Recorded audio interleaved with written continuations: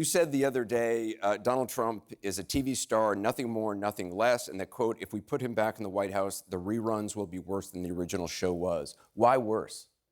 Oh, because he's so angry now. He's angry and he's vengeful, and he said, I will be your retribution. Well, I don't want him to be my retribution. I don't need him to do that, and I don't think anybody in America needs it either. He wants to be retribution for himself. I am convinced that if he goes back to the White House, that the next 4 years will all be about him just settling scores, Anderson, with everybody who he thinks wasn't perfectly nice to him.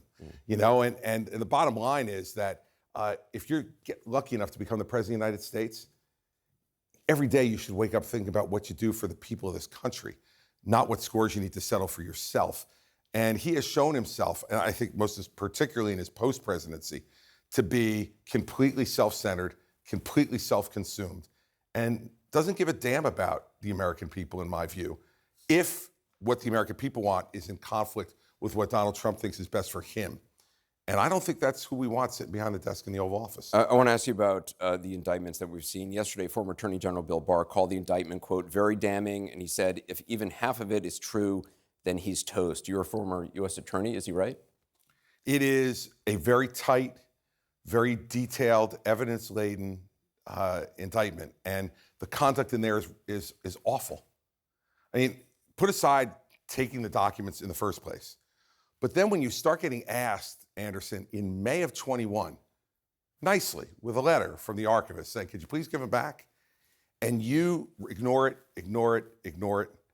Then they come with a grand jury subpoena, and then according to the indictment, you tell your lawyers, tell them we don't have anything, even though you have dozens and dozens of boxes of material.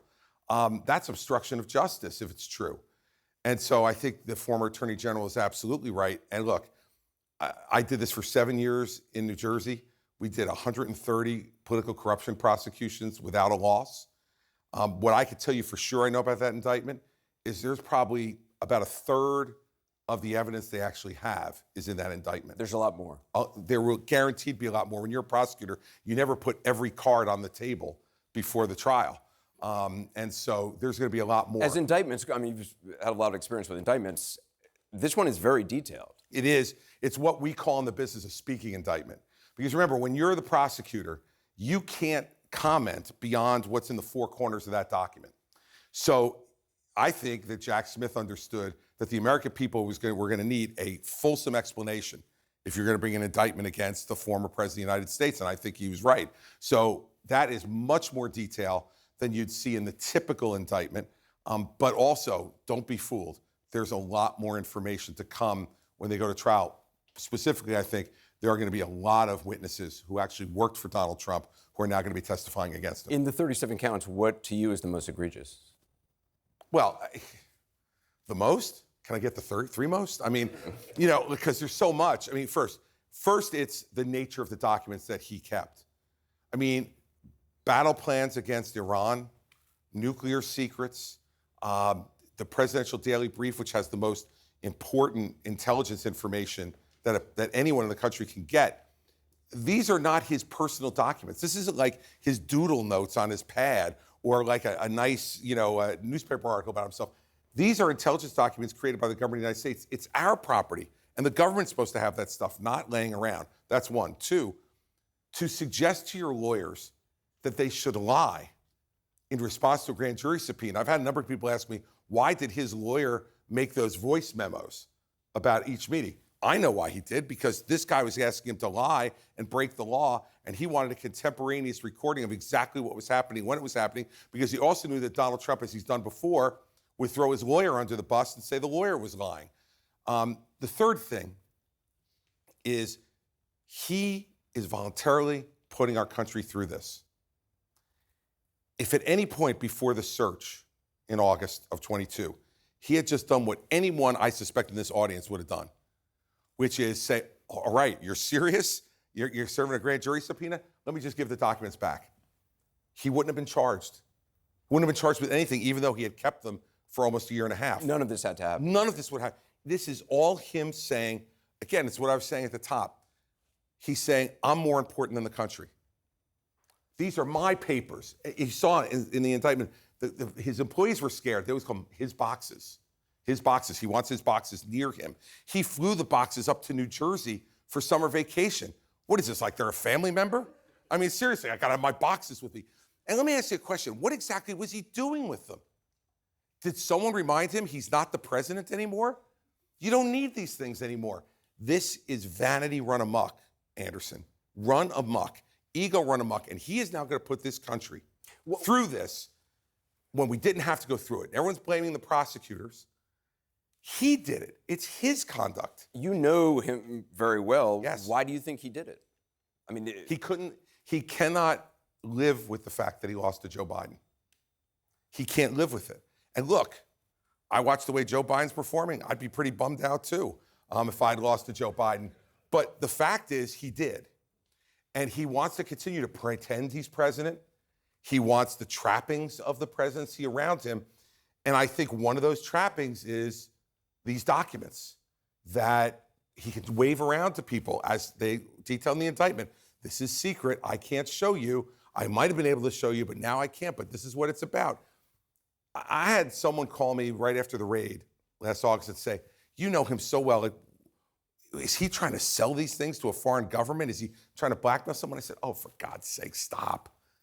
This is just to show off. It's just to show off. And it turned out to be right. And that's what makes it so ridiculous that we're here and we're in a situation where there are people in my own party who are blaming DOJ. How about blame him? He did it. He took documents he wasn't supposed to take. He kept them when they asked him back for them. They got a grand jury subpoena. He refused to comply. They raided his home finally because he refused to comply.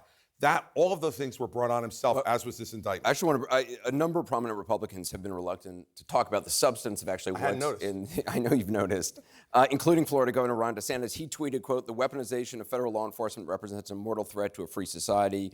Why do you think they're not addressing what's actually in the indictment? Because it's indefensible, and they're playing games. Look, you all need to know this. They're playing political games with you. Because they think if you kind of like Trump a little bit, and I don't say anything bad about Trump, and then Trump kind of implodes and goes away, then you're more likely to vote for me. How about we do this? How about you decide who is the most honest, forthright leader, who has common sense and will put you first, and let's put that person behind the desk in the Oval Office. How about we stop these games? And I think that's a game where you want to, and look, I've said this before, Anderson. Like, I was someone who thought Hillary Clinton should have been prosecuted, and I think it was wrong. And I think Jim Comey made a mess of the FBI, and he made a mess of that case.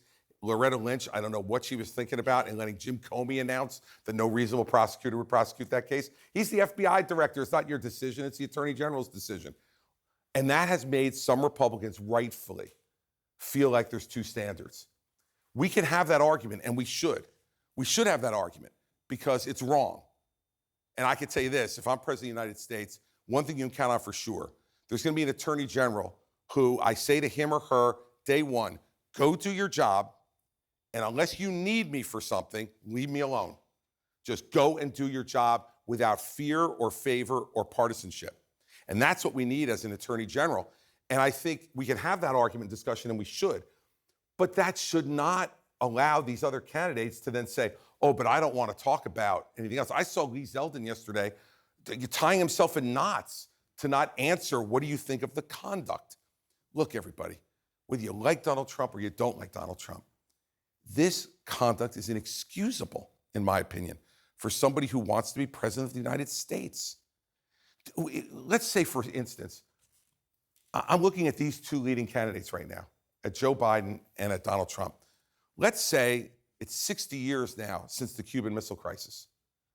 Let's say there was a Cuban Missile Crisis again. And by the way, China's putting surveillance in Cuba as we speak. So this is not a far-fetched example. Do you think Joe Biden could actually handle it? Do you think he's up to it at his age? And secondly, would you trust Donald Trump's judgment after all of this to handle something like that? I think the answer to both those questions is no, and that's why I'm running for president. The special counsel, Jack Smith, has said he wants a speedy trial while protecting the former president's rights. Do you think this will go to trial before the election? Yeah, I do. Yeah. I think it could go to the election. I think it could go to trial this winter because, and I don't want to get too in the weeds as a former prosecutor, but they have something in South Florida called the Rocket Docket. They're a district, Southern District of Florida, that cares about the Speedy Trial Act, which says 70 days from the day of your initial appearance, which is tomorrow. Now, they won't do that because it's too complex a case. But could I see this case going to trial in 6 to 8 months from tomorrow? I could.